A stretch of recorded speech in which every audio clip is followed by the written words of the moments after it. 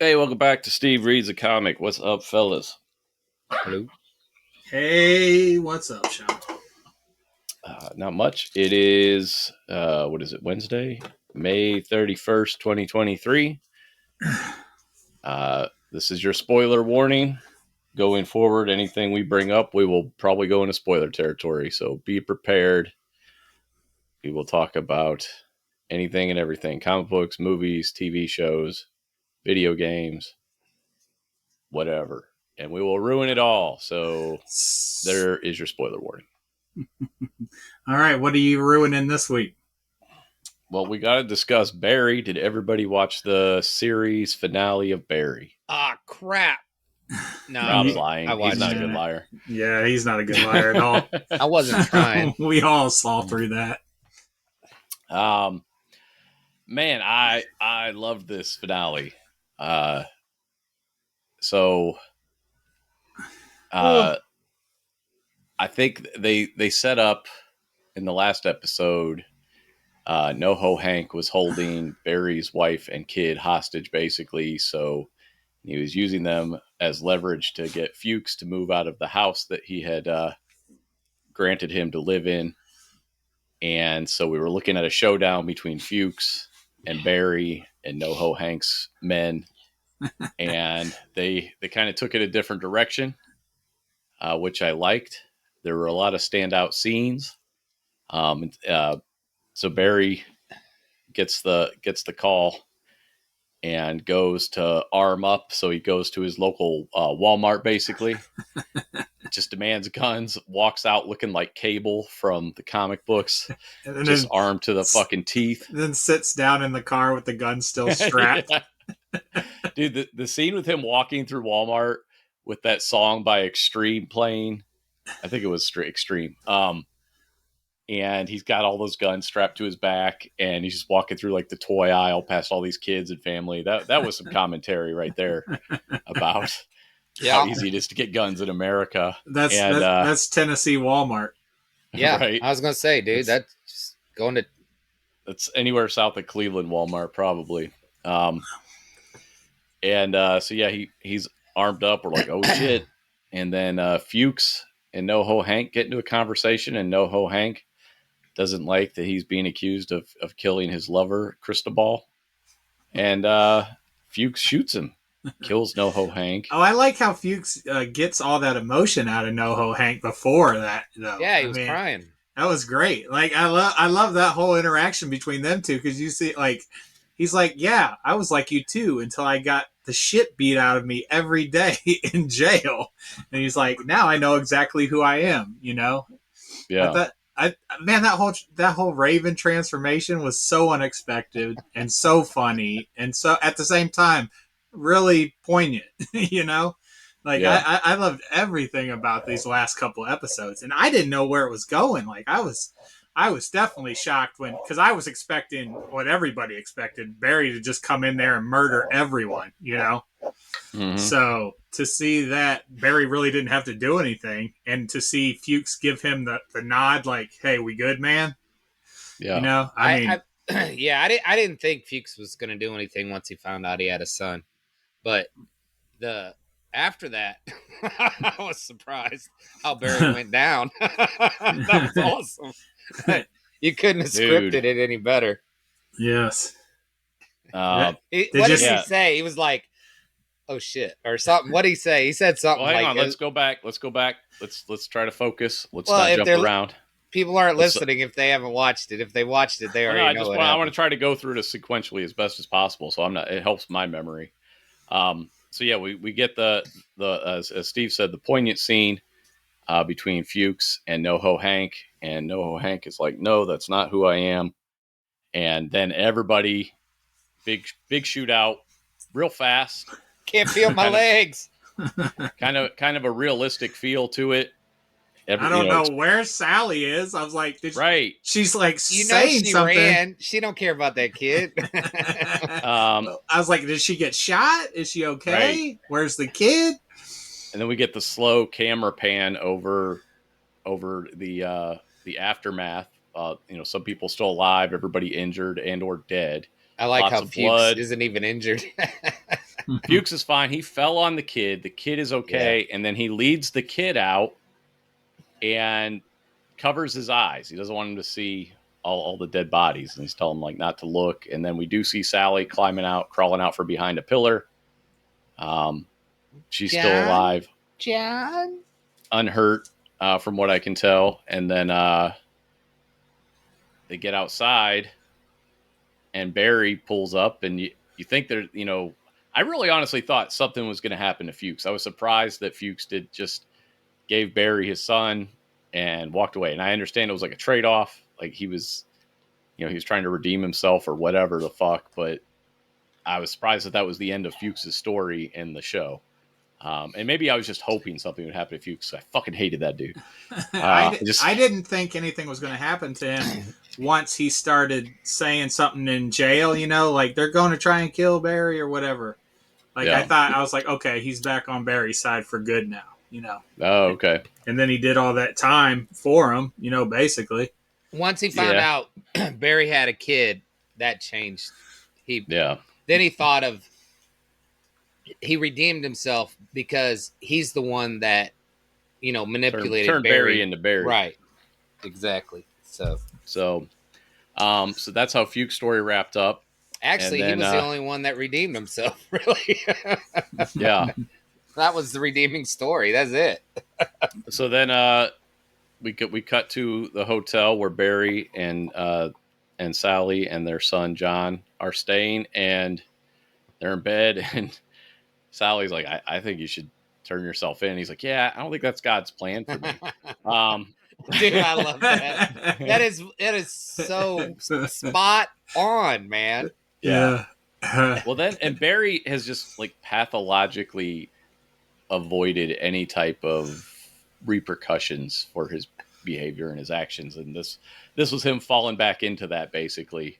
Right, and I love how he used, like most people do, they use religion as an excuse to not better themselves, Right, or to be like, oh no, I'm forgiven, and this, it's all good. It's all good in the eyes of the Lord, so it's all good down here. Yeah.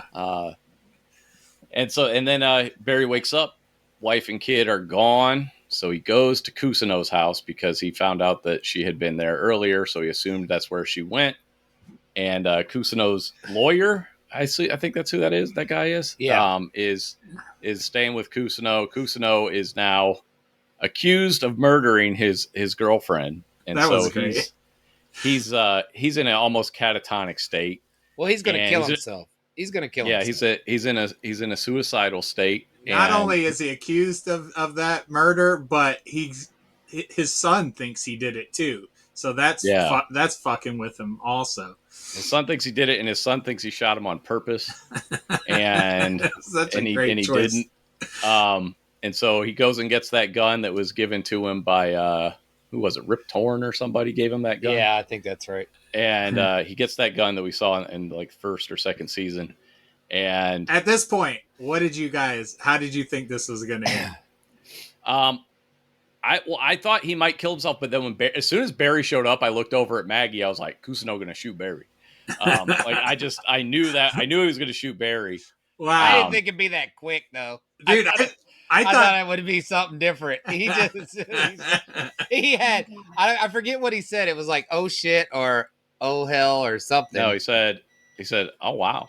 Oh wow, yeah. And then that was it. He shot him in the shoulder, and he's like sitting in a chair, and Kusano like comes out, and he sees Kusano. He's just like, oh wow, and then he shoots him at Barry in the head, and Barry's head just goes back. Yeah, that was Barry's story. That was the title of the episode. Oh wow, wasn't it?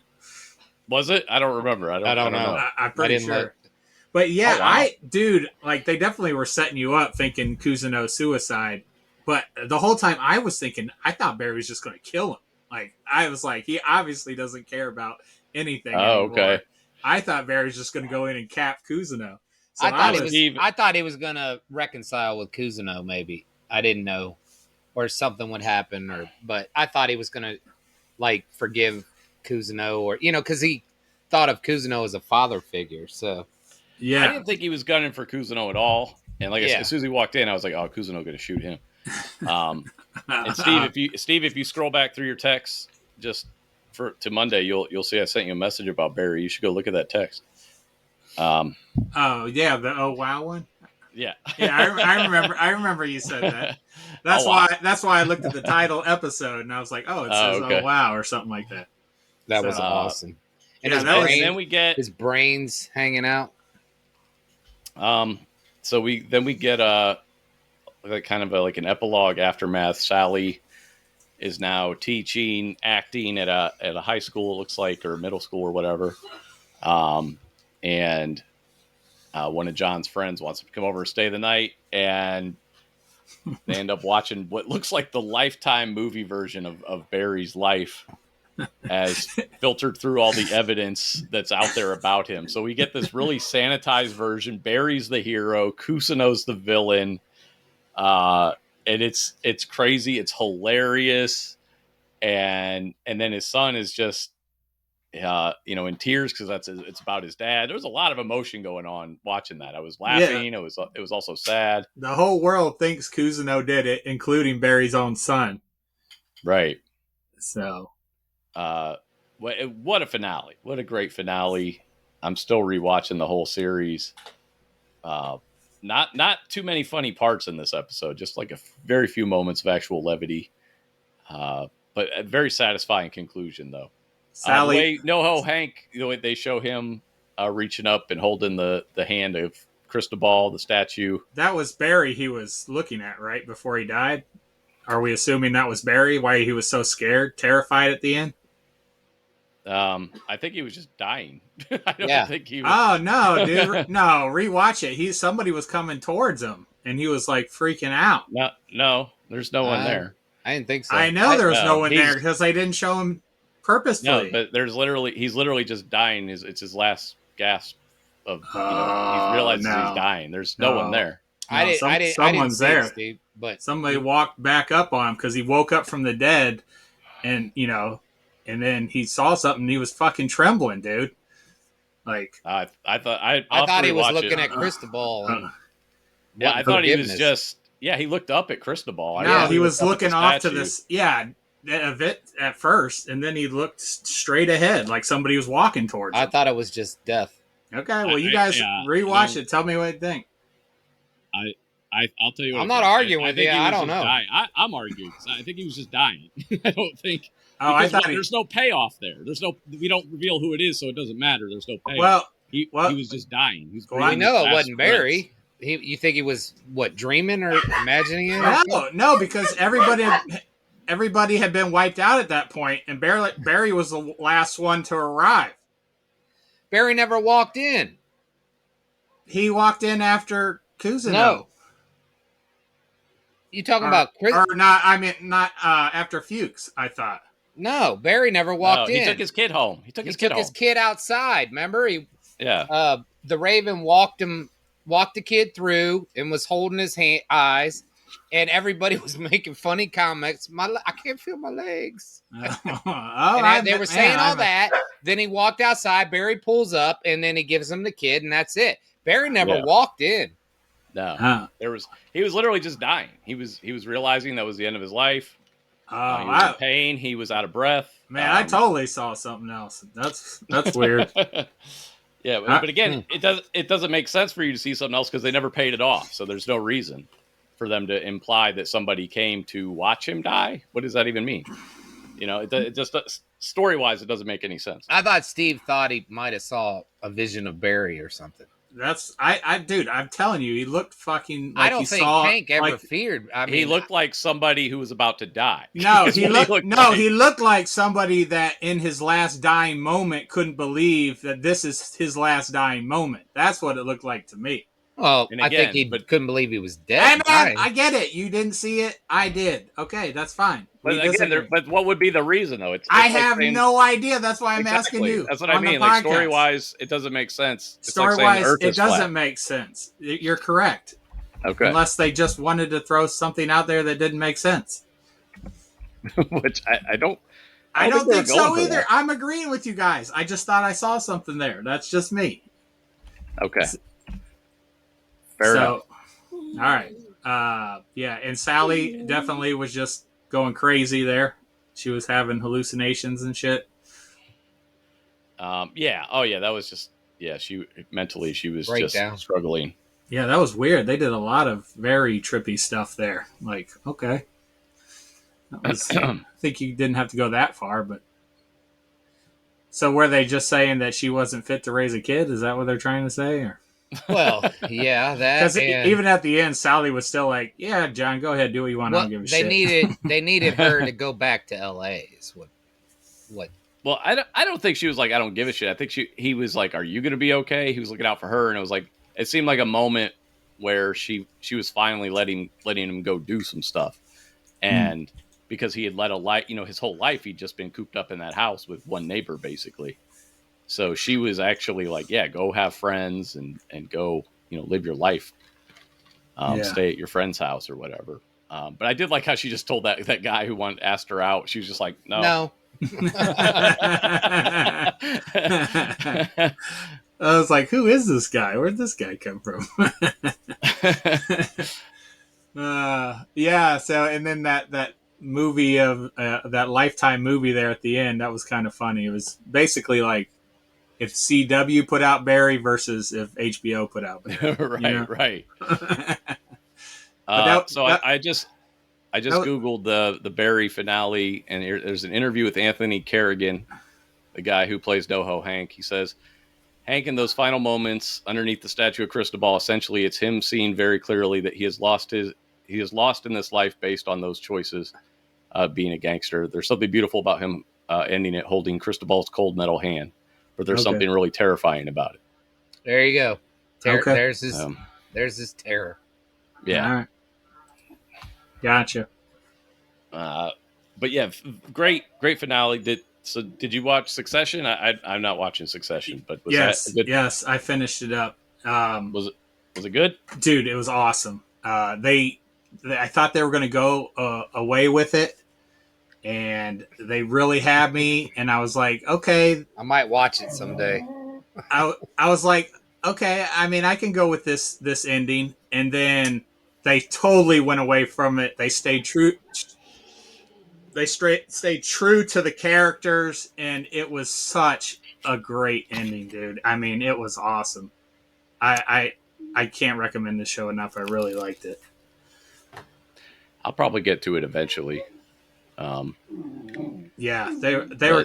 I mean, it's just so fucked up everything that this family was through, and I just fast forward my own podcast, so I wouldn't have to listen to the spoilers. All right, so after they killed that guy, what?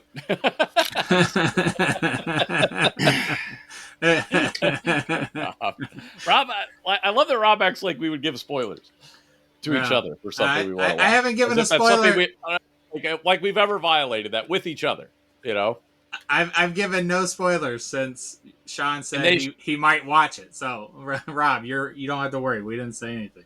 That's fine. Yeah. I'm just making sure. I just want to know if you're satisfied. So Steve really liked the ending. I saw one. He could have answered that question with yes. Yeah, well, he just went on. I took my headphones off for 10 minutes. Giving an opinion isn't a spoiler though. You could write 4,000 words without giving away a spoiler. Yes, I was trying to think of what to say as not to spoil anything. Just checking. Yes, they went the direction I wanted them to go, and they stayed true to the characters. It was very, very happy or not happy, but happy for me. Satisfying. Thank you. Very satisfying. Was it a better ending than Barry? I like the show better than Barry, but that's just me. Oh, that's just dumb. Really? Yeah, but I like more of the drama than the comedy. So, but that's just me. Interesting. But Barry, I love Barry though. There's something about Succession, man. I love the writing. I love the interaction between characters. I have to start it. I love the intensity of the show. It's fucking just. I mean, it gives Sean anxiety, for God's sake. So it must be good. Well, it doesn't give me anxiety so much as I think it will get. Like, I only watched one episode. I can just tell it's either going to give me anxiety or there's a flip side too, which is like I don't know why, but I like watching super rich people have petty arguments also infuriates me. Dude, I thought that going in. I was like, I have nothing in common with any of these people. I don't know why I'm watching this show. In each episode, I was like, all right, I'm grown. Part of the family. I read that Mrs. Davis wrapped up. Oh, I watched episode 2, Rob. Oh, well, good. I don't even know what happened in episode 2. Oh, okay. Well, you It's learned been a little so bit long. more. Wiley Did is you- not who he seems to be. Ah. I'll just say that. I watched episode 2. Yeah. Rob, were you satisfied with that finale? Yeah, it was okay.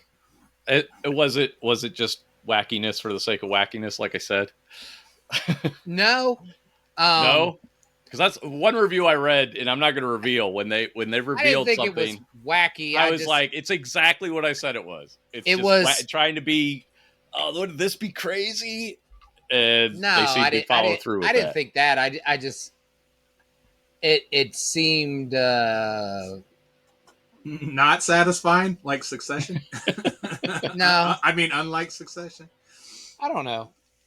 I liked some of the earlier episodes better than the finale. That was the other thing I said though too. I was like, it's Damon Lindelof. He's not good at paying off a lot of stuff. So that was the other. Like, I had some wildly good predictions judging from the review I read on Vulture. Is it a cliffhanger? No, No, they wraps do wrap everything it up. Oh, Which that's is it? nice. That's the end Which of the is just- show. Yeah. Oh, okay. It's the one thing, and it popped up. It must pop up in my feed because my fucking phone is always listening. But in this Vulture review, and I had to click on it, and I was reading about it. I was just laughing because the person reviewing it, they were just like, eh. It was, they weren't, and I was just like, yeah, it was wackiness for the sake of wackiness. The journey And was Lindelof- fun, though, Steve. The journey was fun. Is there a definite answer? Like, Yeah, which Yeah. I like. I don't like. Well, that the sounds. cliffhanger. Yeah, That doesn't But the sound bad. answer is wackiness for the sake of wackiness. It's not satisfying. It's like, oh, God. yeah. Wait, you already know what it is? No, yeah, because I'm not gonna watch it because it's terrible. The journey, fucking- though, Steve. It's all about the journey. I would No, be furious if I Tell kept me about watching. the ending. Was it good or not? It was Not- okay. It wasn't spectacular, All right. It's wackiness for the sake of wackiness. which is and I Lindelof loved it can't so pay off his much weirdness. that not having a spectacular ending kind of disappointed me. Does that make sense? Because Yes. I love the journey so much. So you wanted an absurd ending? No, he wanted a not satisfying absurd. ending. Dude, Not go back, absurd. listen to my review of the first Oh, episode. Jesus it's like Christ. I said, dude, This give guy. me credit, man. Give me credit. Just give me. You can't give me credit for How calling can it I give out. you credit for a show you don't like that I liked? How am I supposed to Because give you it's not credit? about whether I liked it or not. It's about how I predicted exactly the path it was going down, and that's why I didn't want to watch it. Idiots can rarely. It doesn't. recognize- Not all things that I like have great endings, though. But my point is, it was obvious where it was going, and they were just, again, it was that dartboard writing scenario. The Wouldn't acting. it be crazy if we and did the, this? The story, I loved it. Steve, you might not like it. I enjoyed it. Yeah. I mean, it's fun so far. It's like Ted Lasso. It's like goofy, fun. I like the And twists and it's turns. unique. It's very unique. It's not unique. I predicted everything in the first episode. It's not unique. He doesn't even know how. He doesn't. I'm I not read even going to it. say anything. I can go into it if Steve wants to take his headphones off. But No.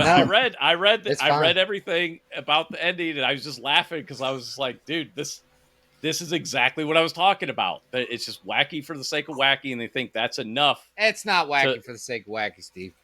Just watch it. Tell me what you think. Okay, I'll finish it. 3 years from now, when I forget what the story was even about, Right? Yeah, I mean, I'm having fun That's with it. fine. I'll keep watching it. It's got my attention. it really takes off. I think the third and fourth episode. Yeah, I'd like to see how it plays out. All right. I didn't know it was So- just one. I didn't know that was the end. I thought they were gonna go to another season or something. If they do, I don't know how they're going to do it. It has to be something different. All right. So I read. It was the anniversary of the Top Gun sequel. Somebody tweeted that out the other day, and they tweeted it out. Like last year, the Top Gun sequel came out. 1 year anniversary. All right. You remember And, the day Tom Cruise saved the movie industry? Yes, right? and that's right, what they Sean? said. Right, Sean? That's what everybody said, and so I had to reply to this guy, and it's an account they announce basically they announce Blu-rays and whatnot before anybody else does. That's why I follow it. So he put a little picture. He's like 1 year since Top Gun saved movie theaters. So I had to reply with a GIF of Black that Widow. said, Oh wait, no, no, that's I straight think to I sent you guys the picture. It was just a cat going, "Excuse me" or something like that, and I was like, "Spider-Man: No Way Home says hi," or something like that, because it was like Spider-Man: No Way Home did it first and made more money. So why is Top Gun the movie that saved theaters and not Spider-Man: No Way Home? Even though Spider-Man: No Way Home was the first movie since the pandemic to like do crazy numbers. because Tom Cruise is a movie god. Because the article was owned by Paramount, which owns Top Gun. Do you not know how this works? That's probably a better explanation other than That's Steve's the only thing I can weird figure. brainwashed attitude that yes, it is in fact true that even despite 6 months earlier Spider-Man making more money, that Top Gun saved theaters, not Spider-Man. Because the news outlet on the feed that said that is owned by Paramount. Like I said, this is just it's not even a Paramount studio, but that was literally the story after Top Gun came out last year, is everybody was like, Tom Cruise saving theaters. And I was just like, what are you talking about? No, December of 2021 is when theaters were saved by fucking Spider-Man, by Tom Cruise. Did you not see the intro to Top Gun? He's like, thanks everybody for coming out and supporting. We pushed this back. No, I did not for you. See that. I did not. And I was like, yes, you did, Tom Cruise. Yeah, man. It's like, okay. Thank you, Tom Cruise. You I like awesome. How we pushed it back for you. Pushed it back to make more money. Exactly. And I'm like, you're right, Tom Cruise. Where can I sign up for Scientology? So the one reply I saw that my was the closest are heavy. The closest to an actual explanation, and it doesn't hold water, was, well, Spider-Man is a huge property, and this was a non-superhero movie, whatever. I'm like, but that has nothing to do with saving theater. Like, that's not what it takes to save a theater. It takes money to save a theater. It takes right? Tom. Have you not been listening? It takes Tom Cruise. That's it. It takes money, cash flow. Yeah, and Tom Cruise. And I can't wait to see this next Mission Impossible movie. Somehow Spider-Man gets overlooked for old man in a Tomcat. Like that. What? No. Spider-Man did it. Spider-Man did it first. Where is look, man, we can't help it you didn't like the first Top Gun. Yeah, after you tweeted it, where the hell is the movie on digital? Can you watch it anywhere without owning it? Which one? Spider-Man. Dude, it's logged into my Voodoo. I have every Spider-Man. Oh yeah, everything. That's right. I forgot. But is it not out on a digital platform anywhere? Probably Stars. Stars is owned by Sony, so if it's anywhere, it's on Stars. Okay, that makes sense. All right. But yeah, you have my Voodoo though. I just added. I think I'm going to watch that because after you tweeted, I was like, "Ooh, I want to see that again." I also have the extended edition it only on took there. Me 3 hours to find the movie on his list. Just type it in. All you gotta do is type it in. We went over this last week. I already fell asleep before I got to watch the movie. What?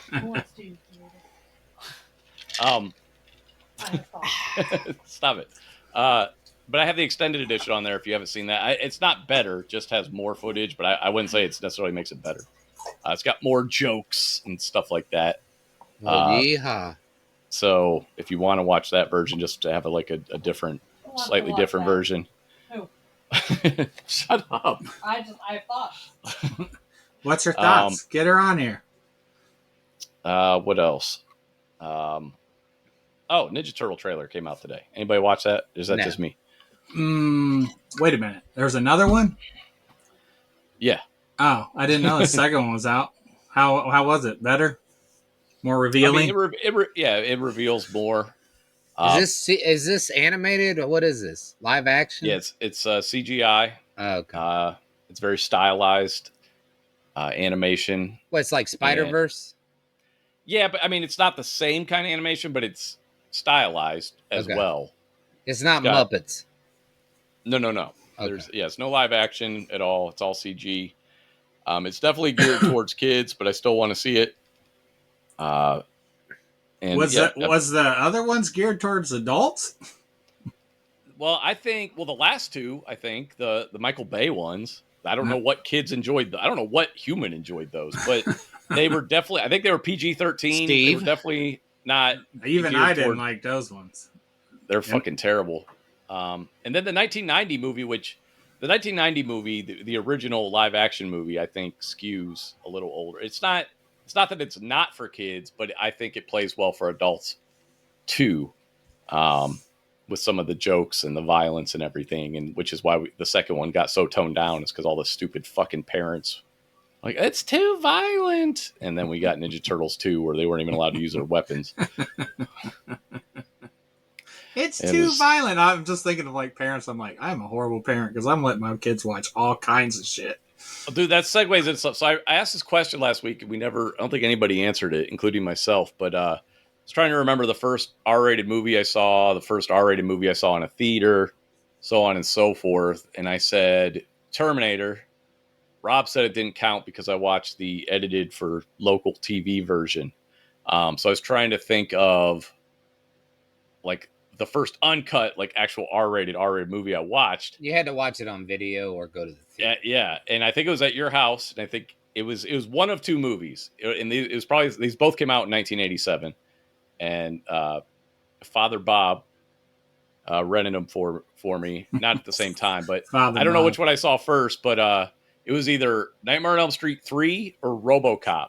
And when you think about that, those are some pretty hard R's for your first R-rated movie. Knowing Dad, it was probably Nightmare on Elm Street 3. Well, again, he let me pick. He would let me pick movies all the time. Dad would love to watch anything scary. Well, no, he rented RoboCop for me too, but like I said, I don't remember which one I watched first. But they both came out in '87. Nightmare on Elm Street came out first in theaters, but I don't remember when I actually saw. I could have seen them in 1988 for all I know. I don't remember. But I do remember watching them at your house. I remember staying up all night watching Nightmare on Elm Street 3 by myself in your living room. That was a bad idea because I was 10 years old. That was probably not a good idea. At least you didn't watch it in a basement, bitch, because you really would have been scared. But yeah, so those are the two that I. And then I was trying to think of like first ones I saw in a theater, and it went back to. I had a friend named Todd. His dad took us to see Alien 3. And that was 1992.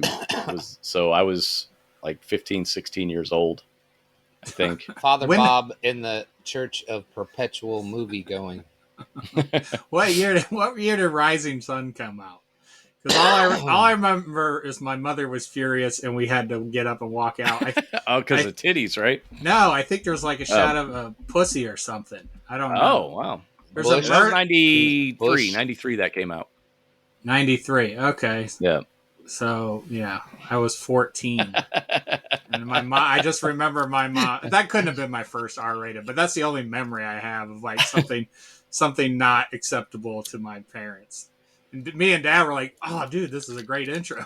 Like, my mom made us leave. That's so funny. That was a good movie too. That was Wesley Snipes, Sean Connery.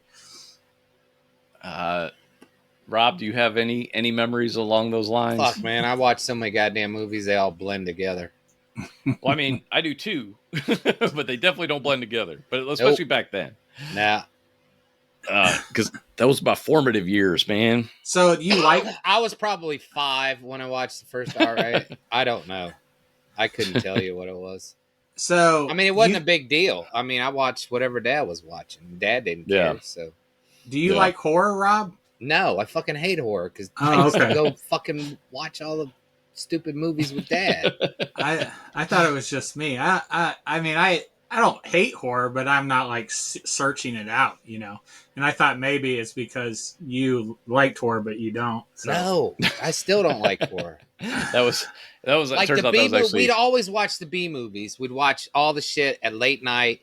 Then videos come out. Dad would rent all the shit, and then the movies started getting sophisticated and fucking scary as hell with like Freddy and shit and other stuff. So Sean, you were traumatized, but still watched it. That's why you watch them now, or? Well, I was obsessed with Freddy Krueger from afar. Sean's I'd never seen one. Fucked up. Yeah. But yeah. No explanation. I had seen Nightmare on Elm Street 1 and 2 again edited for TV. So I'd seen those, on that little black and white 13-inch TV, hiding behind my sister's bed where I hid it for a while so I could watch TV at night. And I and I liked I like the first one. The second one's really weird, but so the third one though, like I'll never forget when he turns that kid into a marionette puppet by pulling the veins out of his body, and that was Yeah, I mean that. I've never, fucked up. I've never that seen was the that. scene. That was the scene where I was like, "Holy shit!" So I was, but it's being scared wasn't. I don't know. Being scared of something that wasn't real was like nice for a change. I don't know. It was instead of being terrified of my mom, it was a different kind of scary. I don't think know. that's the difference. You lived it. You lived fucking Yes. horror. Dude, I just found out movies weren't scary like 3 years ago. So like, What? or not real. I mean, I just found out movies aren't real like 3 years Well, ago. them. I mean, I tell my kids now, I'm like, this is not real. What you're watching is not real. growing up, you had that whole religious aspect too, where you really thought there was a fucking hell, Right. man. And here's this character from hell, like Hellraiser. I remember watching Hellraiser with Dad. That shit was fucked up, man. Yeah, I always remember you guys watching. I'm like, I'm good. And then Sean was watching them. Like that thing you just said about the veins, and that I've never seen that, and I don't want to see that. That sounds horrifying. It's on my voodoo. You want to watch it? I'm good. It's funny because the whole movie is. You watch it now, and it's not nearly as I was 10 or 11 years old, so it was a lot scarier back then. But now you watch it, and it's a lot of the movies really a little bit cheesy. But the effects on that are really good and gory, man. Like the way the veins are like sticking out of his wrists, and he's like walking like this and stuff. Yeah, all those old practical effects, man. They're so creepy nowadays. But yeah, that was like that stayed with me for sure, and I liked it though. I like being scared at a movie. I don't know why. Like I like. Yeah, I'm looking at the '80s movies. Dad watched all these, man. If I were to start Cujo, a horror, I remember Cujo. God damn. If I were to start a horror series, should I start with Nightmare on Elm Street or should I start with Jason or what? I like Nightmare. Halloween is kind of like the first kind of started that whole craze jump scare with the famous killer, Michael Myers. That's not a bad place to start. Freddy's a personal favorite of mine, but those movies really fluctuate in quality. I mean, all those movies fluctuate in quality, to be honest. The Jason movies aren't scary at all, but they're fun. They're really fun. And then the Freddy movies just get really silly and goofy, especially after the third one. And even the second one is so weird because it just violates all the rules that they established in the first one.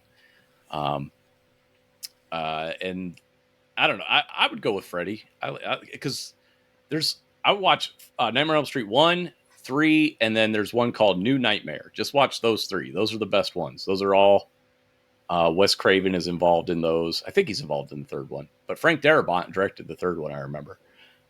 Man, some of those movies are completely skippable. Yeah, the second one. I mean, the second one's hilarious because basically and the director claims he had no idea, but the second one is just a gay allegory. It really, even as a kid, I was like, this is really gay. So like Top Gun. No. It is gayer than Top Gun. Wow. And it's funny. It's kind of funny because that's all it is. It's like, it's very unique. So it's worth viewing because of that. The reason I didn't like it is because in the first movie they established all these rules about being in the dream world and whatnot, and then in the second movie, like Freddy just shows up at a pool party. You're just like, what? How did he get here? Like, what is he doing? It was very weird. And then and it wasn't nearly as scary. And then the gay stuff is just funny because it's because I watched this whole, I don't know, it's probably like 4-hour long documentary called Never Sleep Again about all the Nightmare on Elm Street movies. And they talked to the director and he's like, I had no idea. And and the director's gay, right? He's gay? I don't know, but the star of the movie was gay. Oh. And he was fully aware. He was just like, yeah, I knew what was happening. Oh. Like there's a scene where, the coach is at a gay bar, and then there's a scene where Freddy whips him in a shower, in like S&M gear and stuff. the star of the movie isn't usually it's a girl or it's a dude, and he spends the whole like most of the movie just in his tighty whities. It's just it's very obvious. But again, like I said, that it was more. The third movie was nice because it went back to Freddy, the Dream Demon, not the guy who shows up at the pool party. Mhm. It was kind of stuck more to the rules or whatever. And the fourth one's not bad, and then the fifth one gets bad. The sixth one's fucking horrible. The remake's fucking horrible. New Nightmare is good though. I really like New Nightmare. That was Wes Craven came back for that one. But I have 1, 3, and New Nightmare on my Vudu. I don't know if they have other ones available elsewhere. But yeah, I was obsessed with Freddy as a kid. All right, start with Freddy then. Yeah. Don't That- show the children yet. That's Do one not thing I watch. don't own on DVD, but I know I know Dad does. Yeah.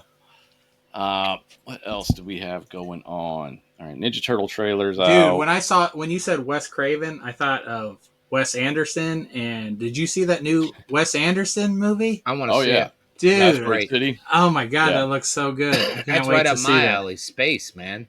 Yeah, I'd Little love seeing science it. fiction. Wes Anderson. Maggie absolutely loves Wes Anderson, so I'm trying to convince her to go to the theater to see it.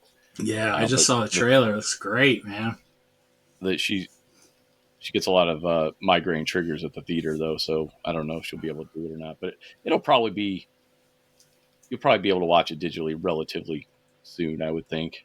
Did you finish Yellow Jackets? Because you sent me a text that Yes. was kind of like I wasn't pleased with it. No. It wasn't that I was. I do. I like what's going on with Yellow Jackets. Have you finished watching this? No, Second I season? still at the same spot where they all meet up together for the first Okay. time. But no, I just kind of had a realization about their behavior. Okay. Well, that makes me feel better. I was like, oh man, the ending sucked. No, it didn't suck. Okay. It didn't. Looking forward to season 3. But yeah, I made some joke about this is what happens when teenage girls who believe in tarot and astrology end up stranded in the wilderness, basically. Did they expound on that supernatural route?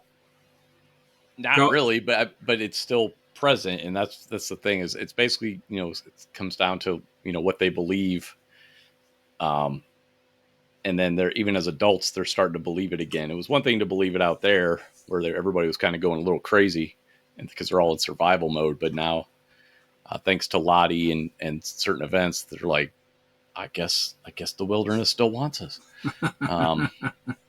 So all right, I'll finish that. yeah, you got to finish that one up. What else is going on? I got my Batman statue back. I don't know if you noticed. Big centerpiece of the room here. Yeah, that thing is really big. Yeah, it's about 34 inches tall. Yeah, that's fucking big. I had retired it to put Mando over here, but I didn't really have a place to display it, so I just had it in Mason's room under a sheet so it wouldn't get dusty. And I just missed it. I was just like, man, this is the coolest collectible I own, basically. So I want to display it. It's the biggest one. It's the coolest looking one. Dude, they need to make life size fucking statues affordable. That's all I have to say. Like, do that for me. I'm happy with this size. I don't want mannequins in my house. Steve wants a crystal. Steve wants a crystal. You got some. I got a Rocket Raccoon. I got the Baby new Rocket. I got the new pops from the latest movie there. Keeping them alive. I want that NECA, a life size rocket, but it's so expensive. So I'm never gonna get that. They'll probably come out with another one eventually. It's like $1,100 or $1,000, and you sent me a link one year, and it was like 300. Yeah. It's only gonna go up until they make another one. I was so mad, dude. I was like, oh, I should. It's only one rack of DVDs you got there. Yeah, at the time I bought them. Yeah, if you sell all your DVDs, you can probably pay for half of it. How much can I get for 30,000 DVDs? They're like $200. Ain't nobody watching DVDs no And more. I'm giving you a bargain. Yeah, no. I didn't really watch anything. I watched that Miss Davis episode. I finished Succession, finished Barry, played more Zelda. That's all I've been doing, man. We got Seems like a lot. Rob, no, have you not started really. any new shows? Not over a week. Mm. New shows, new movies. Silo. I've been watching Silo. What's that? That's the one he On told you Apple. about. Yeah. What is it? I forgot. It's a dystopian society in a silo. Oh, okay. It's good though. It's well acted. It reminds me of the premise. Reminds me of what was that movie, Chris Evans, where he's on that train. Oh yeah, where they eat the Eat babies. Eight Babies taste babies. best. what's that called? Cold Train? What the fuck is it called? Cold Snowpiercer. That's it. That's it. Yeah, Nailed That it. was good. that's it. Snowpiercer was good. Good on you, Rob. Surprised you came up with the correct I- name. That was I awesome. had no idea. Really Cold Train. I like that though. Really proud of you. Oh, my birthday was this last week. I did what I told you I was going to do. I got my 6 free wings at BW3's. That was awesome. Rob, Molly, and Aiden came out. Did you get really good customer service at B Dubs? He got 6 free wings and ordered 34 more wings. Well, yeah, that's what you do. And he's like, this is what happened.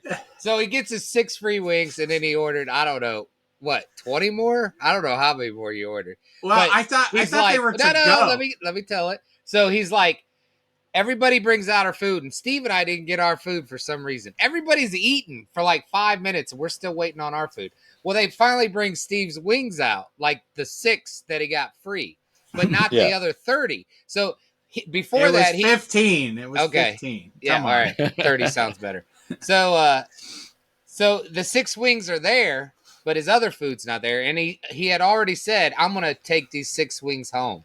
Yeah. Yeah, but they brought them out first. They sat there, and by the time his other wings got there, he had already started. He was down to Well, like yeah. 2.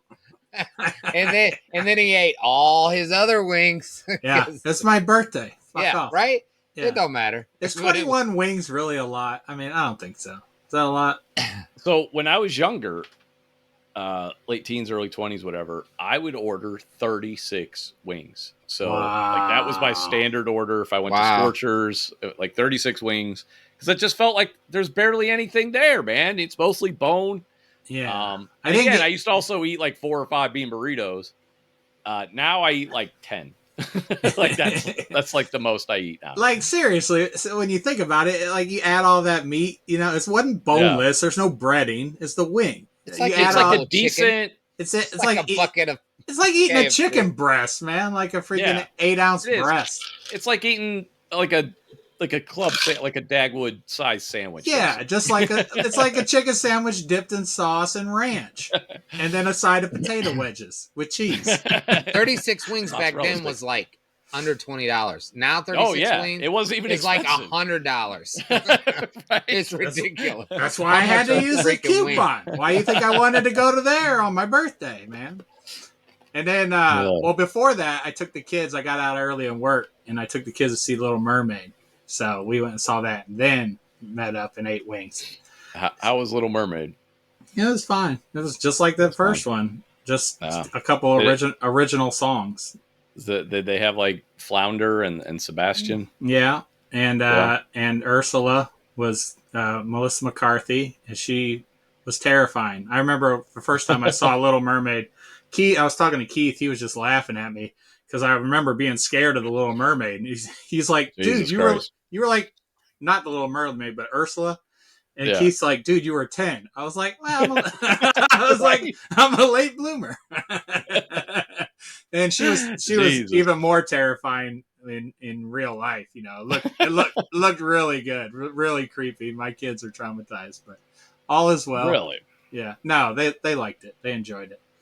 And then we went to B Dubs, and then Rob gave me this present, dude. Like it was crazy. He built me this. Oh, He built me this box. Like he built me a box that I couldn't open without a crowbar. And it said, guess what it said on top? No idea. Weave. So I was like, what the fuck is this? He painted it black and everything. And I'm like, what is this? Some kind of puzzle box I got to figure out how to open. I was like, I'm not good with puzzles. Ask Sean about portals. Like I don't do well with any kind of puzzles. So Rob's like, just get home, pry it open. And I'm like, okay. I had no idea what the hell was going to be in it. And he got me like 4 cigars inside. I was like, oh, that was sweet, Rob. They were all in the top 20 of the 2022 best cigars. Couldn't find number 1.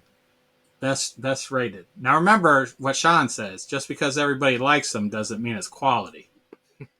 No, I didn't have any wrapping paper, so I just made him a wood box.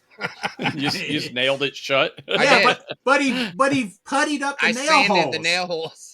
So you couldn't even tell, you know. I did all that and spray painted it. It was still tacky because I only had an hour. He just whipped up some fucking box in his workshop. I did. But it's like, it was just so creative, man. It was like so thoughtful. Like, I'm just like, here, people, here's your gift cards. Rob's like, I will build. Steve didn't even wrap mine. Yeah, I know. I didn't wrap Kristen's either, so don't feel bad. But I do like your Mother's gift. Day. Yeah. Because it's something I never would have bought for myself. Steve got me a rocking chair, a fold-up rocking chair. I go to his kid's soccer game, and I don't know if you guys know this about me, but I'm really cheap when I buy shit. Like, if there's I go to Academy Sports and get their they used to be $5 chairs. Now they're $6. But, like, it'll last me a whole camping. You know, it'll last me, like, 6 years camping, you know, or going to his soccer games, I'd take my $6 chair. And then Steve comes this year. He's got this fucking rocking chair with hydraulics and fucking. He's not joking, dude. No, I'm dead serious. And I'm like, what the fuck is this? I got this $6 chair I've been bringing for like 3 years now to his kids' soccer games. I love that Rob's like, I'll spend $6 on a chair and $12 a day on cigarettes. That's yes. Yeah, and food. I'll eat food. I'll spend a lot of money on food. Yeah, no, I went to a couple of games. But he got me a rocker like that. It's really not. I'd never would have bought it myself. It is comfortable as shit. We were at a couple games and I would notice this one guy across the way and I'm like, dude, it's like, Kristen, is that guy rocking? And then I went over there, I got up closer and I asked him about it. And he's like, yeah, this chair is really nice. He's like, you got to get one. He's like, check out these springs and the hydraulics and stuff. I was like, sold. So nice. I'm glad you got me the rocking chair instead of the dog carrier that straps on your chest that lady has at the kids' soccer games. There's this lady at the kids' soccer games. The dog, I swear it's got to be a baby. I don't think this is for animals. It's, like how you carry your baby around. It's like a sling and, the kid's legs hang out. They make them for dogs. She puts her dog in there, and the little fucking dog's legs are hanging out, and its little head is up here on her chest. It's the weirdest fucking thing. And she's sitting there yelling at the kids to coach while this dog is hanging. How do you take this lady seriously? If I'm a 6-year-old kid, and I'm looking at this lady like, are you fucking kidding me? I'm not listening to a goddamn thing you say.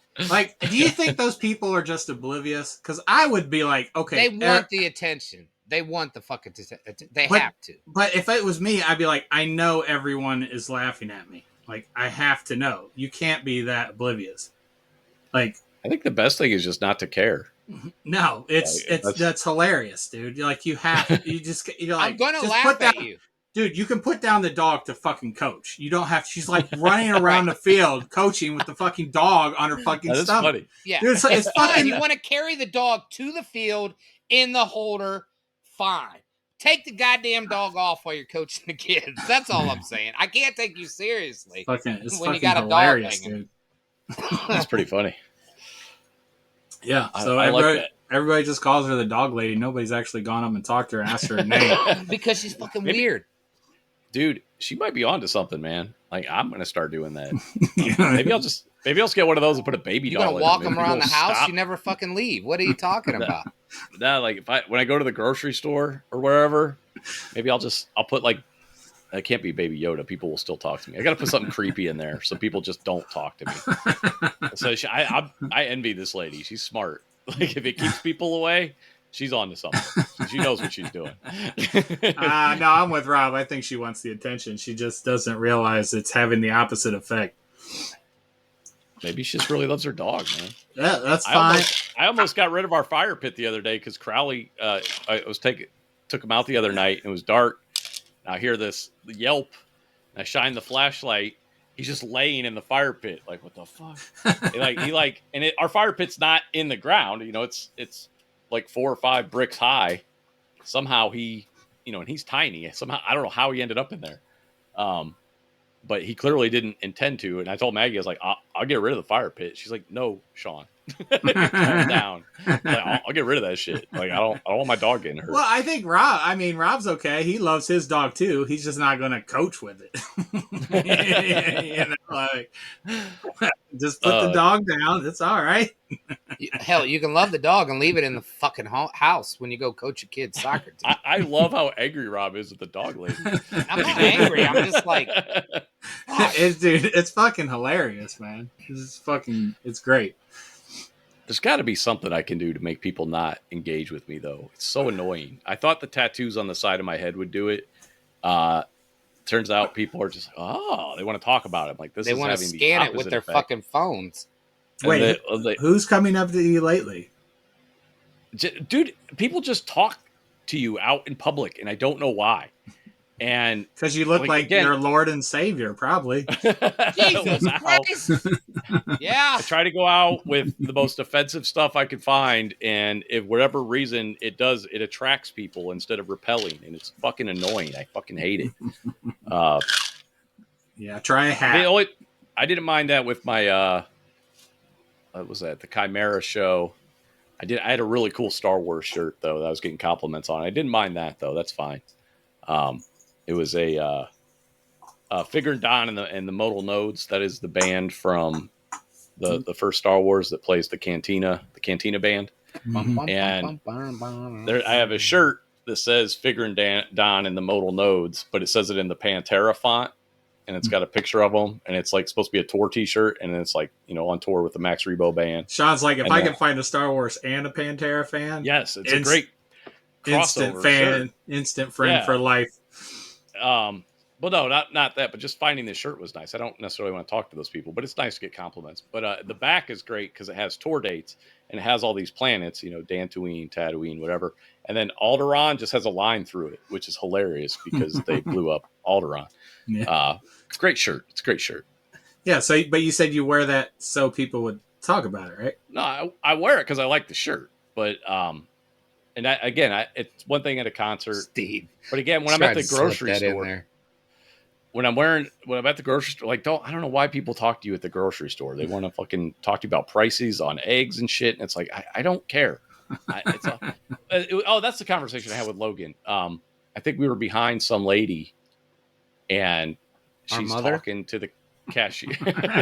She's like talking to the cashier, the cashier's just like, yeah, And me and Logan are just looking at each other. And so we talked about that when we left. And my whole thing is just, nobody wants to be here. Why prolong the experience? Why just be efficient, scan your groceries, have your coupons ready, have your card ready. It's funny you say that.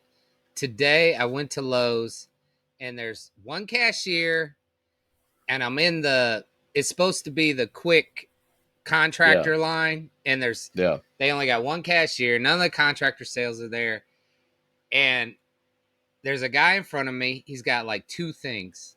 All right, and it took like 10 minutes to get up to me be second. Yeah, the guy's like, I hear him say, "I'm gonna pay with a check." He unfolds a check. God. One check. He didn't have the checkbook. One check. Fuck it. Then he didn't have a pen. Well, guess what? Nobody fucking has a pen at the registers anymore because you don't need to sign anything. So the cashier had to go look for a pen. 10 minutes later, he comes back and he hadn't written, like put the date on it, already have it signed. Right. Because he didn't have a pen. Did all that. Then the fucking thing, like the cashier was like, fuck, when's the last time? How do you do this check thing? They didn't even trade on checks. Dude, I was like ready to fucking hit this guy. It was like, really, dude, a check? in the contractor lane. Come on, man. Oh my god, was he I'm like, old? you're an asshole. Yeah, Of he's course, probably my age. You know what I'm saying? That's no so. excuse, man. That's I can't believe people still write checks. Like I don't. I Logan couldn't believe it. he just got checks the other day, and I don't even know if he knows how to use them. What does he need it for? I don't know why he got them, but maybe just to have them. You know, can't hurt to have them, I guess. But he was asking about them. I was like, yeah, it's this archaic form of payment that's completely outdated, and for some reason, people still insist on using them, and I don't know why. There's so many easier ways to go. Like I remember when debit first came out. I swear to God, I was the first person in line for that shit. I was like, I don't have to write checks anymore. Sign me up. Like, let's do this. Dude, I get pissed if they don't have Apple Pay anymore. You know, it's like, what? Right? Or if you do Apple Pay and then you still got to type in your PIN. I'm like, what the fuck is that? What's the point? I'll get my goddamn card out if I got to touch the keypad. Right? You know what I just found out at the grocery store? I found out about the grocery store? What's that? That if you have an upside down pineapple in your grocery cart, that means you are down to fuck. That means you are a swinger. What? That's what I heard, man. So I learned this. Did you hear Maggie. this from Maggie told other me about swingers? this. Oh, Maggie, so it's true? There's more than one person Well, saying it's not this? just about your cart, but yeah, the upside down pineapple is a symbol for swingers. Yeah. In general. Yeah. It's got to be in the top of your cart where the bread goes normally. And you got to flip it upside down. And if you see that, that means they're ready to fuck strangers. if they find you attractive, down the swing. Down, yeah. So I've heard of that. Only and what if you fairly have recently. Pineapple? What does that mean? No, it's got to be a pineapple. What if I turn my crushed pineapple can upside down? That means you want a dominatrix to step on your ball. Right? Yeah. Oh, man. I think pineapple earrings too on a cruise. I think is what I heard. Yeah, some with the upside down pineapple. It is. It's used as a symbol, a signal for that. Rob's like, why does my wife keep buying pineapple earrings? Yes, I just found that out. I was like, oh, that's interesting. Something to look for. Keep an eye out. I'm out of the loop. Steve's just stalking through the grocery store with like 3 upside down pineapples, just looking at everybody. What? Oh, I still got it. Come on.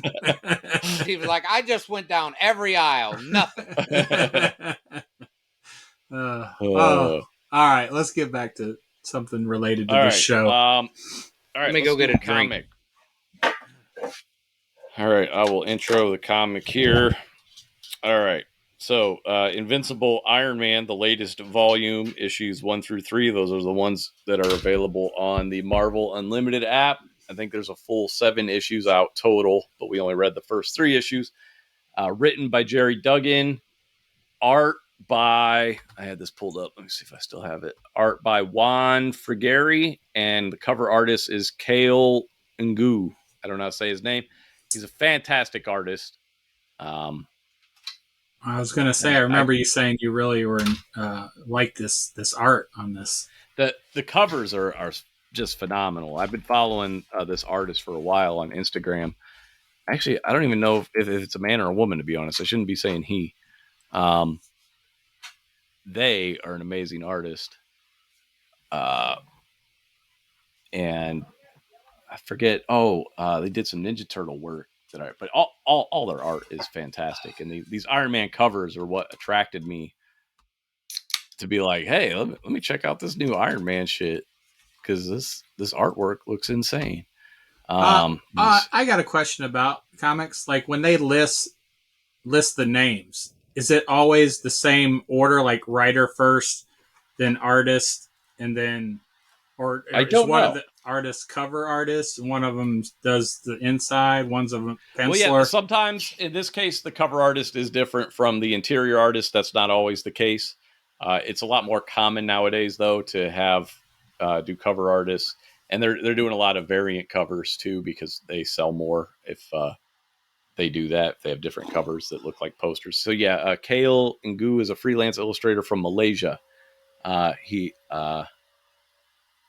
Yeah, he does artwork for, like I said, I think the first stuff I saw him do was a really cool Ninja Turtles cover is when I discovered him. And then we have, like I said, the interior art's good as well. Juan Frigeri. Hope I'm saying all those names right. But so you're anyway, not. so this You're is, not. but I'm trying. No disrespect intended. That's fine. So this is a first, new story arc, a new volume. So typically you're at some sort of reset from whatever happened in the last volume, which I did not read. So we get kind of a little bit of an origin story. Tony Stark is writing his autobiography, narrating it from what it sounds like. And we get a lot of the beats that we got in the movies that were, of course, based on the, some of the original comics.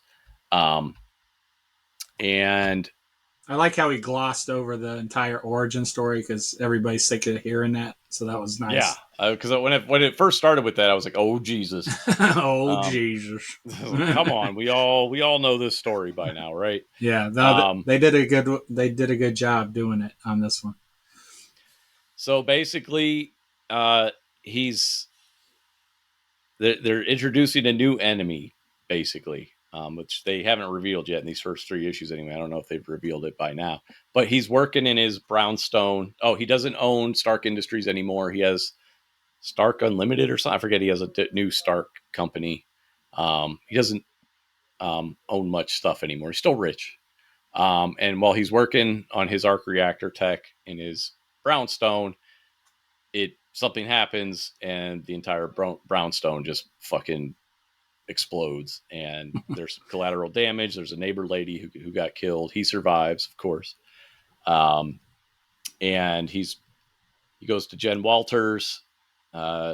She-Hulk is his attorney. Yeah, tells her just pay off anybody who's claiming, damages from this, because he feels guilty. And the Avengers and whoever are like, hey man, what happened? And he's like, I don't know, but I swear to God, I didn't do nothing wrong. I didn't do anything wrong, basically. And they're like, sure you didn't, Tony. Yeah, that was nice because you don't think about that, because he had, unbeknownst to anyone, he had this apartment, and obviously, since he's an Avenger and he's got a lot of threats against him, he puts other people at risk, Right. And one of them died. So that was something, I just don't think about, but it is a pivotal point to a hero's story. And so he gets a new place. Some I don't know what it is. It looks like he's at an auto. Yeah, it's like a auto body shop. It's in Jersey. It's like huge. Yeah, in Jersey, and it's huge. So away from people though, buys that up.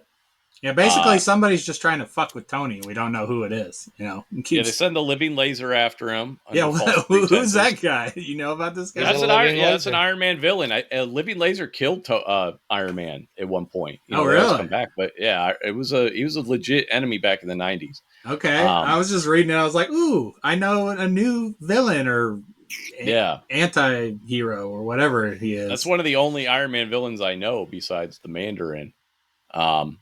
So yeah, Living Laser shows up. They have a tussle.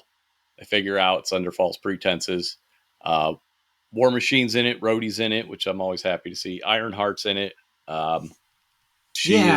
Riri Williams. Like, have you watched Black Panther 2 yet? No. Oh my God. No desire. Oh my God. It's just, again, I just look at it like comic books. I didn't have a desire to read them all then. I don't have a desire to watch them all now. Okay, well, watch the fucking thing. You've seen a lot worse. Okay, I'm sure I have. Okay, just watch. Hey, you watched Aquaman. You made me. You fuckers made me watch Aquaman. Like I had no choice at that point. I'm just saying, like, reading Riri, I don't mind her, and like, I didn't mind her character at all. Well, I didn't know who she was in Black Panther 2, Yeah. So, but she is one of those created where, okay, let's have a diverse character who is smarter, stronger, faster, whatever, better than the character that came before them. It's one of those like things, the opening to $6 Million Man. But this comic, she's got like she has the 10 rings. Is that apparently she has the 10 rings from Shang-Chi. okay? Well, that explains Um, like why she's pretty powerful. yeah, well, that now I don't know if she's always had those, but uh, so yeah, the way this wraps up is basically there's some sort of Tony Stark clone running around. LMD, life model decode. But they never they guess it's an LMD, but they're like, this is the most realistic one I've seen, so I don't know if that's actually what it is or Oh, not. I thought they show it melting, its face melting and blowing up and being. Well, I just thought it was I thought there was like a skull under there. Yeah, But I thought it looked humanoid to me, but I don't know. I looked could be like wrong on Raiders of the that. Lost Ark melting, man. Right. Oh, But again, I don't know enough about the other LMDs I've seen are a lot more mechanical looking. But oh, I don't okay. know. I didn't know what. I don't know though. I'm not saying that. I can't say for certain that I it's don't think not we're though. supposed to know, honestly. Right. Right. What's going on? If there's more of them, who's creating them or whatever. But basically, somebody's trying to sabotage Tony's life.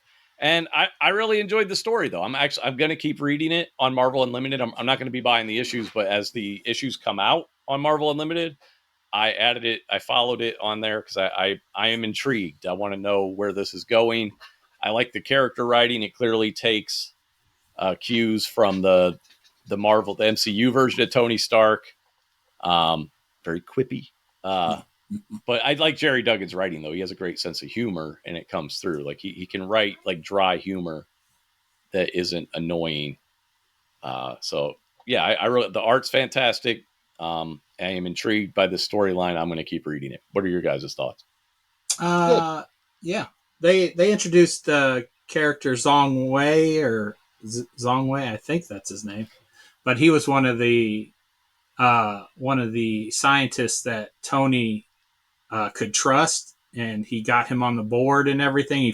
He like really wanted him to be there and kept manipulating him until he could finally was on the board at Stark, and then he ends up getting killed in like the second comic, you know. And I was he had him put there as a failsafe, basically. Moral, right because the guy has morals. Yeah. He was worried Yeah. about the company going back to just arms. Yeah, Yeah. to sell Oh them yeah, you weapons forgot to again. say he bought up all the arms. That's why he was broke.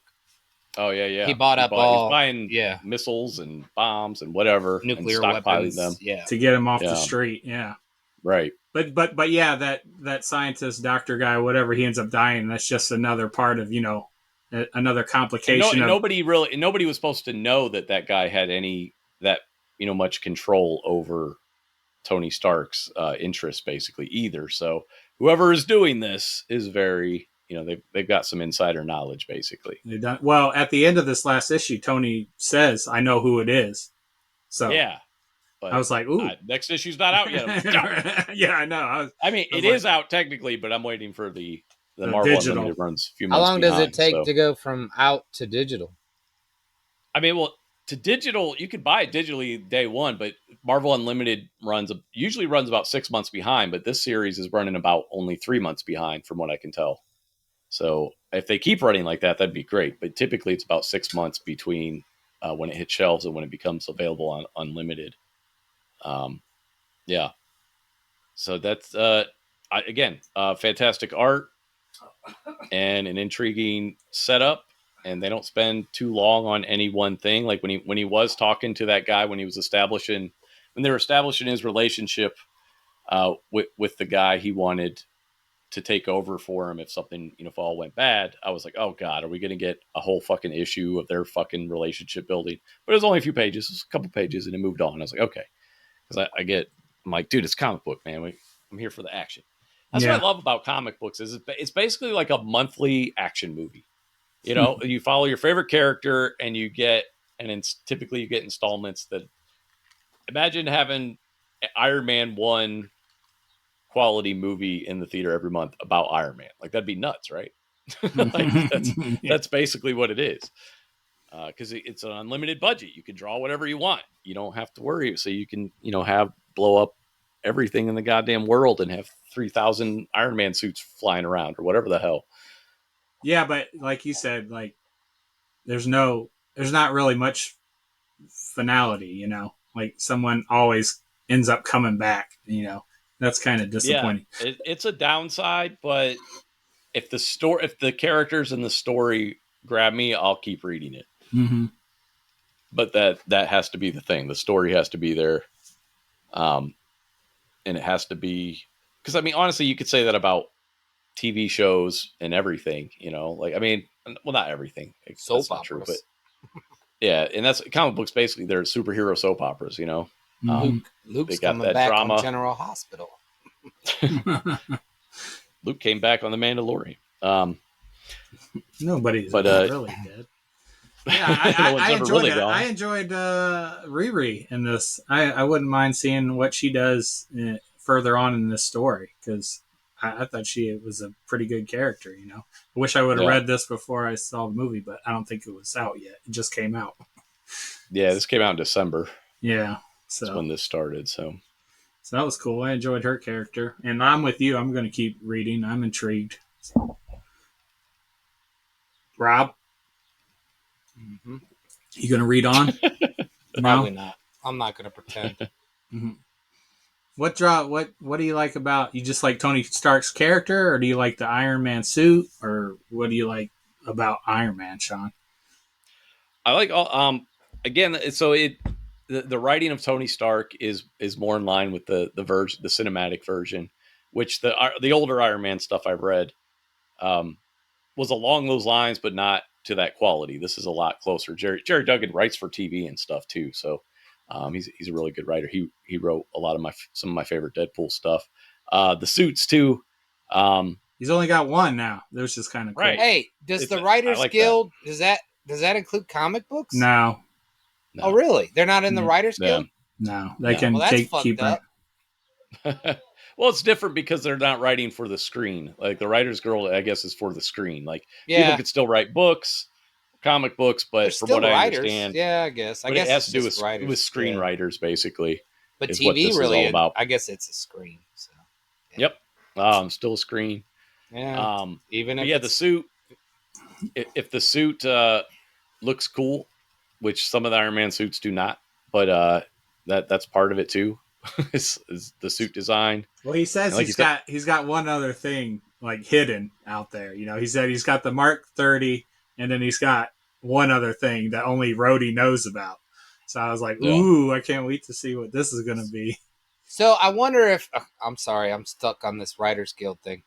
I wonder if some of the writers that do TV will are they considered a scab if they go right to comics?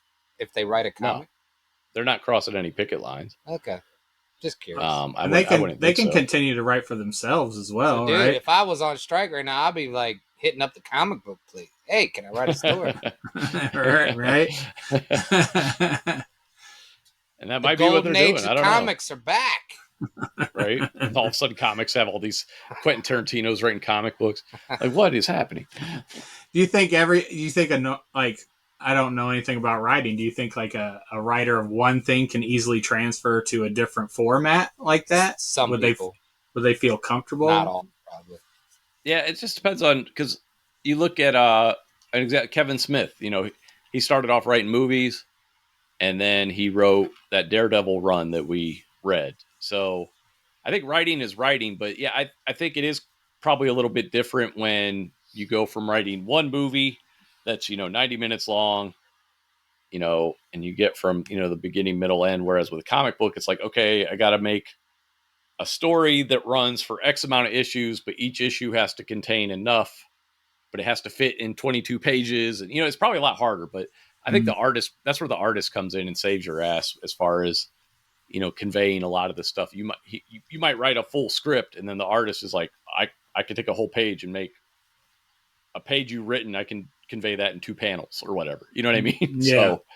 So that's where the artist, that's part of, and I mean, and sometimes the writer does do the, I forget what the word is, but they help with the layouts and stuff too. But it's it's collaborative. Figuring out what to draw, conveying the story in X amount of pages, and having it be a worthwhile issue, because some comics they are guilty of you read an issue and you're like, what did anything even happen? What did I just read? Like, what I mean? They spent 22 pages having a conversation in a break room. What the fuck? Speaking of Kevin Smith, I was listening to him talk about, he says something like, hey, if you're a writer trying to get out there, now's your time. Right. I just immediately thought of Sean. I was like, Sean, start pushing shit out. Start Oh putting your man, movie script out there. I started another story that I'm more passionate about, and I'm not done with the other one, but um, I don't know. I do want to write just like some short stories just to have something published, but there's like, I feel so weird about writing, uh, like genre stuff. And it sounds crazy because I love comics and I love sci-fi and horror, but when I write it, I feel stupid. I feel like it's going to be dumb. It's going to be derivative. It's easier for me to write about. It's probably easier for anybody to write about real life, but because I can't help because when I look at a world or a movie or something, when I look at Avatar, I can't help but or Harry Potter, I'm like, what? Why did they do this? Why did they do that? This makes no sense. This makes no sense. So if I'm going to build a whole world, it's got to be airtight because I'm the one scrutinizing it, and I don't want it to be stupid like Avatar. Like, I don't know, just call it unobtainium. That's fine. And I'm just like, oh, that's fucking horrid. Why would you do that? Yeah, you're too much of a perfectionist to ever even Sean write. releases his sci-fi novel at the age of 85. I got it all. Right. And then Sean will finally get something done. He's like, "This is airtight," and it'll put it out there, and everybody will be like, "What about this?" Until they make a movie Right. out of it. And it's bound. That's the thing. That is gonna happen no matter what. There's just you. I don't know that you can think of everything. Yeah, it's hard to be your own critic for sure. And I think most writers probably are their own harshest critic, but they choose what's important to them. And for me, Right. it's important for things to make sense, basically. So, like when I go to write, like let's say I try to create a superhero, I'm like, why would a superhero exist? How many of them are there? Why are they wearing a costume? What's the point of that? Like, you know what I mean? All of a sudden, I start dissecting all the stuff I love that I have no problem with that I've just accepted. Yeah, and then when I go to do it, and and that's I'm just like, that's idiotic. Why would anybody do that? and that's why you'll never understand the importance of Tom Cruise in the Fast and the Furious movies. Like, I'm sorry that you can't enjoy movies, but I mean that's just part of being. Hey, I don't have to enjoy everything. That's what despite expanding my capacity for joy, I am accepting that there's still going to be garbage out there. I don't have to like it. Yeah. Like I always use this comparison, but it's like food, man. There's garbage food I love, there's quality food I love, and then there's a lot of food I don't like at all, no matter whether it's crap or if it's high end. I hate shrimp. I fucking hate shrimp. I think it's disgusting. I don't care if it's quality or whatever the fuck. It's disgusting. I don't like it. I'm with You you. gotta barbecue it. I hate shrimp, dude. Like everybody tries to give the texture of it. The texture of it is so disgusting. The only thing The barbecue shrimp in New Orleans, didn't you eat that? that was good. That was good. That's what I'm saying. But it's like, out there are no tails or anything like that. Yeah. And I mostly like the little tiny shrimp with that's breaded, a little popcorn shrimp. That's not bad. Yeah, that's not too bad. Yeah, I can do that. It's not even really the flavor because honestly, most seafood tastes almost the same to me. It all just tastes like that ocean odor when you go to the ocean and you get hit with that smell of fucking fish feces. It's like that's what everything tastes like. And I'm not a seafood hater. I eat tuna. I eat all kinds of stuff. I like sushi, but. And like I said, it's not really the flavor of the shrimp. It's more the texture is just fucking gross to me. It's too crunchy and jelly like at the same time. Like I do not like. I would always Don't like it. I would always prefer like a burger over a seafood or a steak or something like that. Yeah, typically. Yeah. But I love lobster though. I think lobster is delicious. Like I love a lobster tail, man. Yeah. I think it's all the same. It all tastes. Yeah, and you're right. And that you're right. But I think it fluctuates a little bit, but it's essentially all the same fucking flavor. Sometimes it's stronger, sometimes it's not. Sometimes a little bit weaker.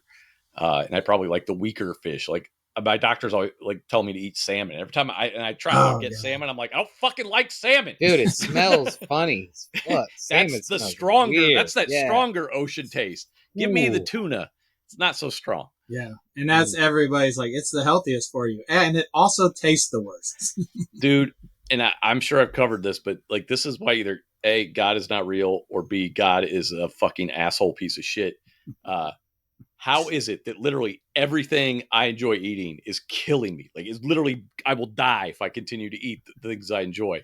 And all the things that are good for you are like fucking broccoli and lima beans. That's fucking wrong, dude. Sugar, it just grows. Sugar cane. It's like, oh, you going to die. It's going to kill you. Oh, If you keep eating that thing, you're going to die. I can explain this. It was Satan. That was the problem. Oh, it's all Satan's fault. Yeah. It was Come God's on. plan. It's God's plan for us to be miserable and eat peas when we got fucking all this good tasted shit over here. Oh, put some sugar on that. Oh, do you like gluten? Too fucking bad. You like that bread? Yeah, I know it's just grain in a field. It'll kill you. It'll destroy you from the inside out. That's so fucked up, dude. That's so fucked up. I couldn't imagine just living only. As a kid who grew up vegetarian, I've done it, but now that I'm given the choice and the option, there's no way I could just be a vegetarian. Pepperoni, man, that's enough right there to switch you over. Yep. That's funny. So good. When you say you gave up, I know the moment I gave up on God, and I was just like, I was sitting in a traffic jam. I was like, really? This is God's plan? A traffic jam? This was his master plan, you know? I got guys fucking yelling at each other over here, honking. Everybody's trying to get home. I was like, great job. Great job. God was like, I'll let them create freeways and individual vehicles of traffic instead of wonderful mass transit systems like they used to have. Yeah. Yeah. It's so stupid. The food thing's better, though. That makes me even more angry. Yeah. Because I love sugar. I love lemonade. I love sweet tea. And it's so funny to me how much I dislike iced tea and how much I love sweet tea. It's the same thing with one extra ingredient, and I'm just like, no, I don't want that one. I want the one that can kill me quickly. I didn't know I liked that sweet tea till I moved down here. Oh my god, yeah. It's so good down here, man. It's so hot. It's so good. I think, dude, I had a sweet tea for lunch, and I think my sugar, I got tired, dude. Like I was falling asleep afterwards. I told Aiden on the way, I had to take him to orthodontist. I was like, dude, I think I need to have my sugar checked because I forgot I drank that sweet tea that was like this fucking big. And I was like, oh, that's probably why I was like, I went into a coma. Slips in and out of diabetic. I just drank a whole bag of sugar. Instant diabetes. Yeah. Yeah, because you drink diet, so you're not used to having all that much sugar. Yeah, but man, sweet tea tastes so good when it's hot out. Oh, it's so good. It's so fucking good. It's so good. But if I started looking up replacement sugars and like that what is that? Sugar alcohol that stevia. But there's one, the ones that makes your ass bleed. I know what you're talking about. Yeah, there's one, and also that one actually, they've just come out and said with a new study, the Cleveland Clinic says it actually gives you a higher risk for heart attack and stroke. I use that one. I'm like, Jesus, fuck! Like I just want to not have sour fucking food, and so I've been using. And then so some of the stevia comes with that in it, but I found stevia that has maltodextrin in it as a thickener instead of the what is that called? I forget what it's called. Ethanol. It's not ethanol. It's something like that though. Erythritol or something like that. Yeah, erythritol. That's what it is. Erythritol. Yeah. But I found some stevia with maltodextrin. But it's just frustrating. It's like, why is wait till they do the study on that, bro? Oh yeah, but for now it's bliss. Because I can finally sweeten some stuff. I just went back to eating butter like 25 years ago. Butter's not bad for you, man. No, margarine. Remember, it was like margarine's very bad for you. Yeah, that's why I was like, fuck it. Butter is better. Like again, I know I've said this before, but when I did keto and I was eating butter, I was eating 70% fat was my diet. 75% of my diet was just pure fat and protein.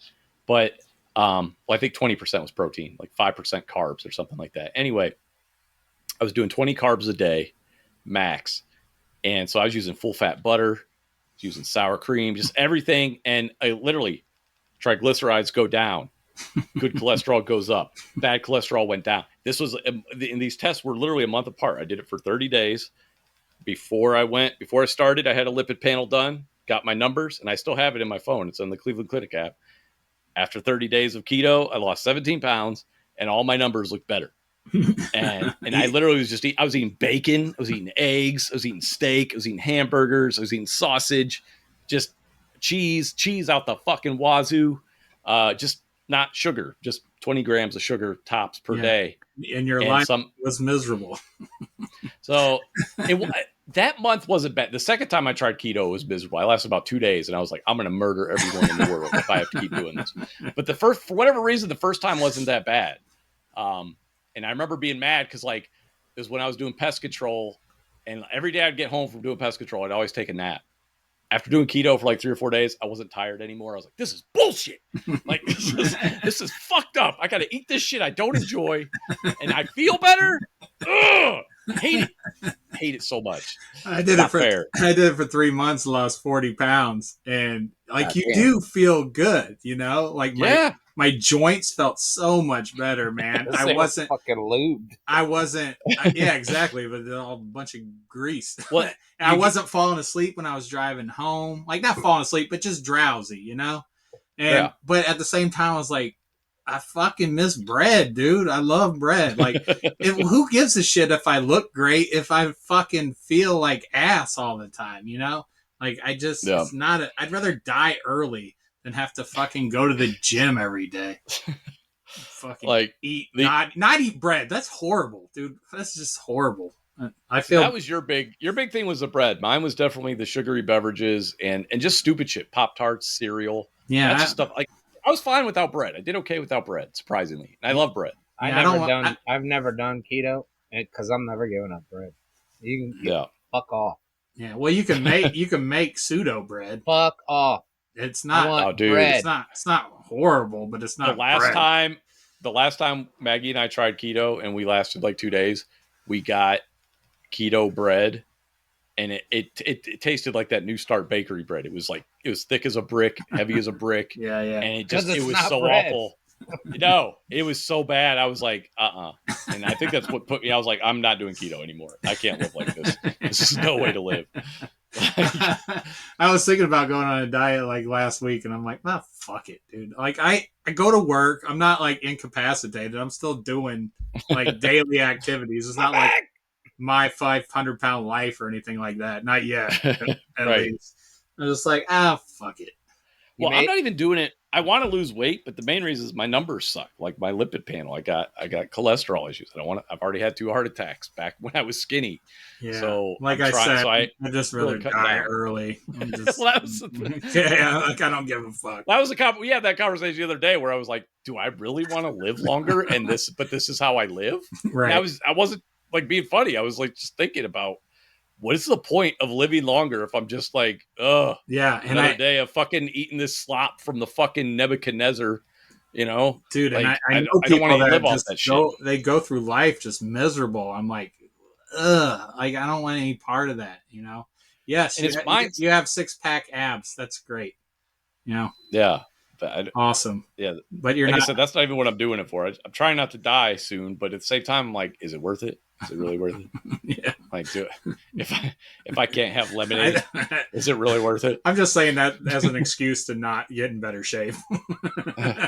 I'm just like, I don't want to do that anymore. What's this bullshit? Like, how is everything that tastes good going to be bad for you? Like, that's just evil. That's fucking evil, dude. Well, that's fucking evil. That's what the devil does, Sean. You know who created the firmament? God. Satan had nothing to do with the creation of this planet and the food on it. He created everything perfect, and then the devil fucked it up. And God's just like, ha ha ha ha ha, yeah, be miserable, motherfucker. Oh, and worship me. Don't forget that part. Worship me because I made your life a living hell. Such an abusive relationship. Yeah, they told me everything in moderation growing up. I'm like, fuck moderation. But all right, well, I think I'm out of stuff, so I'm gonna pick a. What are we doing? A movie? We're doing a movie. I thought you said we were watching Rocky Horror Picture Show. I think I'm over that now. Let's do something else. Me too. I'm glad. I don't want to watch it either. I just heard a song. I liked it. I'm not like it's not something. I mean, I've heard the songs. You know, I've heard the songs. Maggie absolutely loves it. and I'll watch with it. Like, but I'm not like I'm not a huge fan of it. What should we watch? The All right, Matrix. we probably will get to that at some point. I just rewatched Revolutions and Reloaded. We're gonna watch the '89 Batman movie, unless we've already done that. I don't think we have.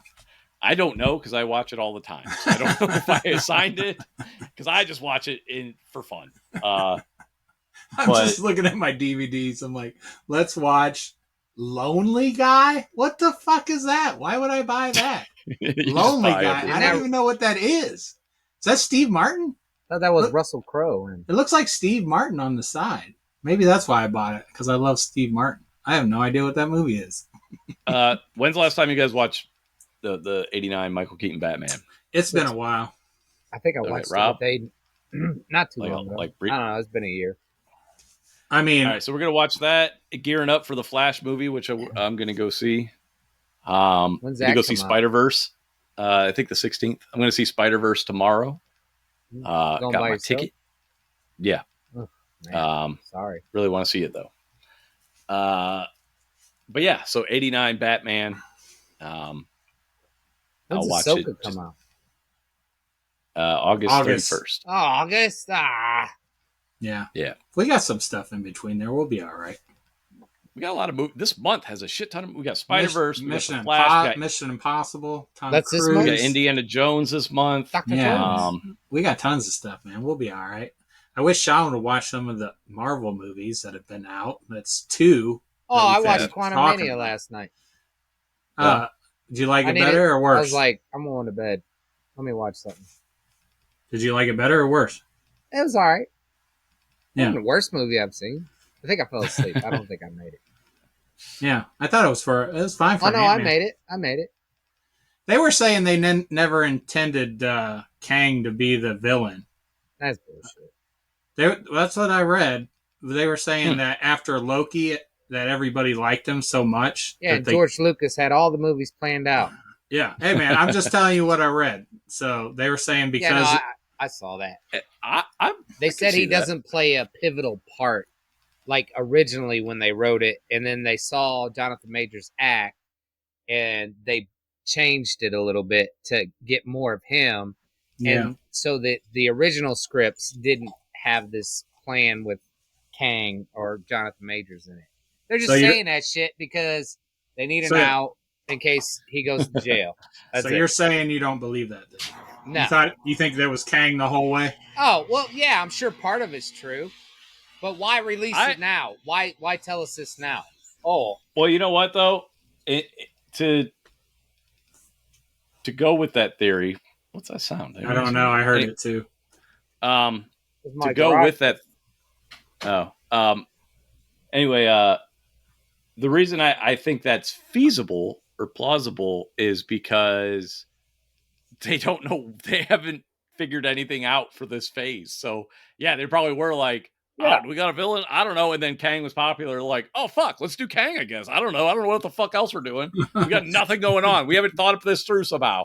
We've done like 3 or 4 phases, planned out, and then all of a sudden they pull a J.J. Abrams. We're just like, what are we doing? Yeah, but like, you want to keep doing the story? You want to do more? Oh shit, I got nothing. It's never been like that though. Like they've always had something planned out. That's why I like they teased Thanos for years. You know, like they clearly wanted to bring in Thanos. Mm-hmm. But yeah, I could see them just fumbling around, being like, oh shit, they like that guy. Let's give him a bigger role. He could be the bad guy, right? Let's do that. Yeah. Well, who else would it have been? That's my question. Dude, that's the thing. They could do so much. Well, I guess. What? I don't know when the Fox deal went through, because I was like, dude, you got Galactus, you got Apocalypse, as far as big villains go. Oh, I didn't even think about that. There's a lot of big villains over there on that side. Who else? They got the Sentry, which isn't really a villain. Man, that is a weird sound. I think the garage door does affect Like it's not a sound, it's like a tone. Yeah, it's you know, like or a it's like a frequency. frequency. That fucks up. Very weird. We should just. I'm just like, oh, I'm going insane. That's good. And you're like the dude in Civil War with that code that he imprints on people. Yeah. What was some of the words he said? You got to remember one. Just no, I don't. Homecoming. Remember that one. Homecoming, yeah. He's like, chair. Chair. Goiter. Printer. Candle. Shoebox. Cup. Scissors. I thought you would, dude, as many times as you two have watched that movie, I thought you would have had them all down. My short-term memory is not... Winter Soldier is the one I watched the most. Oh, okay. Yeah. He says longing, I think. Does he say longing? Am I making that up? I don't know. Shoebox. After we watched the only one I remember is Homecoming, because that was like a nod to the Spider-Man movie. Homecoming. All right, so we'll be back next week with 89 Batman.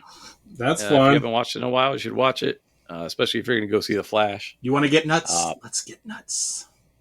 That's it. Thanks for listening. Joe. See ya.